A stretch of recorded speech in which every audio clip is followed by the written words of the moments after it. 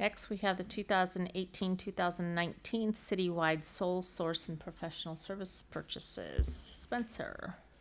Good morning, Mayor, or good evening, Mayor and members of the council. Been in my office a long time today.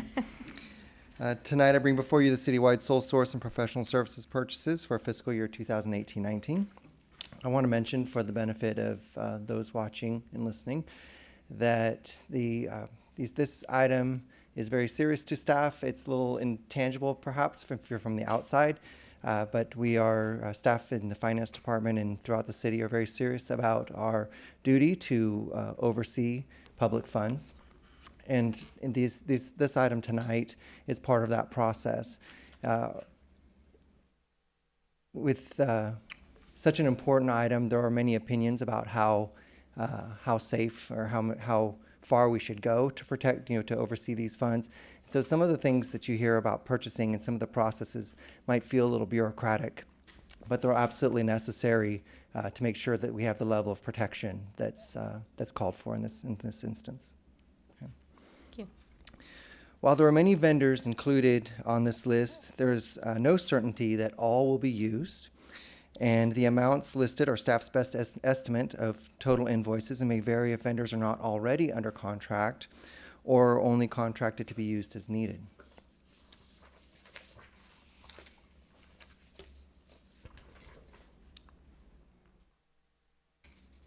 So how do they get on the list?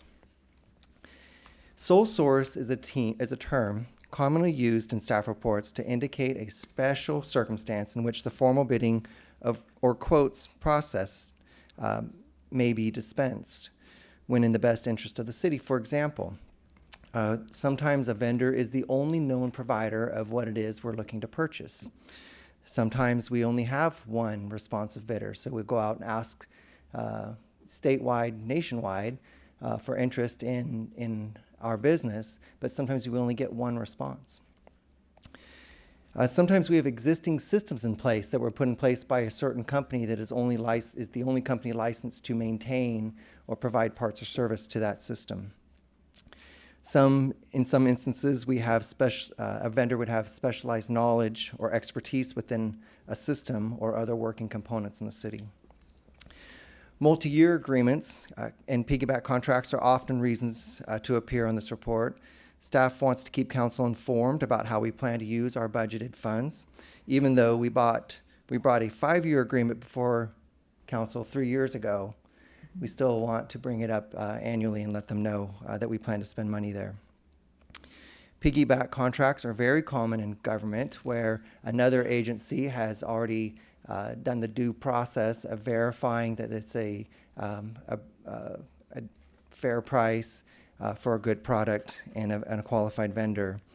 And even though staff might piggyback onto another agency's contract for a service or a good, we still do our research and make sure we're requesting quotes informally to verify that it's still a valid purchase or a good price.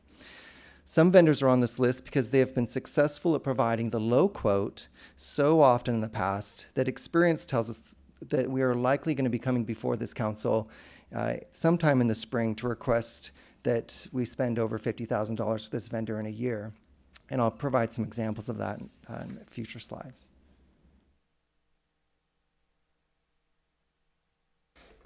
So this is the beginning of the list. There are many vendors on this list that we anticipate spending $50,000 or more with this year. The parks maintenance listings under community services that you see are good examples of vendors that are on the list, but will also be earning our business each time we use them through the quote process. But again, this is where our experience tells us that some of these vendors are going to succeed in these quotes, and they're going to do it often enough that we'd be coming before council anyway, and so staff put it on this list so we could present it to council tonight.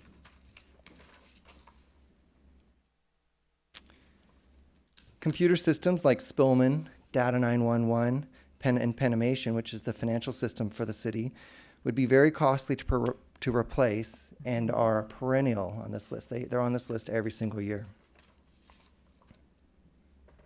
Some vendors like Ellen Curtis and Sons which are used by the fire department, are sole providers of brands city departments have adopted and wish to continue with to keep items like safety equipment,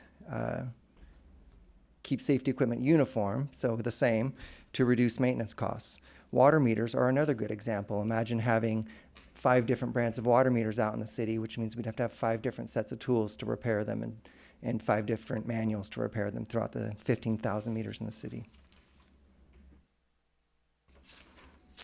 And professional services vendors like Larry Walker and Associates have demonstrated knowledge of our systems and proven the ability to assist staff with utility permits, renewals, and other very important projects.